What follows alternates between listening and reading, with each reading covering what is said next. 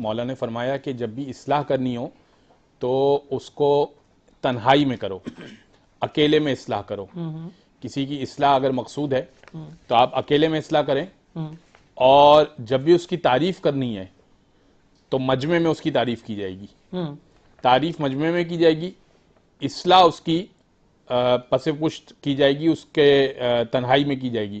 اور ہم یہ کرتے ہیں کہ اس کی اصلاح جو ہے نا وہ بھرے مجمع میں اس کو روک کر اس کی اصلاح کرنا شروع کر دیتے ہیں، اور تعریف تو اولاً تو کرتے ہی نہیں، عام طور پہ تو تعریف تو کرتے ہی نہیں ہے.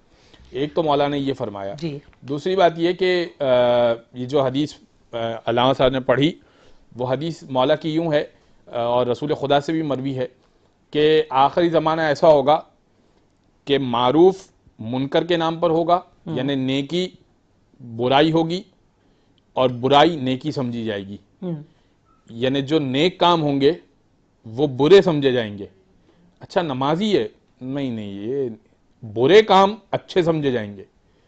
یہ معروف کو بلکہ نیکی کو برائی، برائی کو نیکی، یہ تعریف ہی بدل جائے گی. نیک کاموں کی تعریف بدل دی جائے گی، برے کاموں کی تعریف بدل دی جائے گی.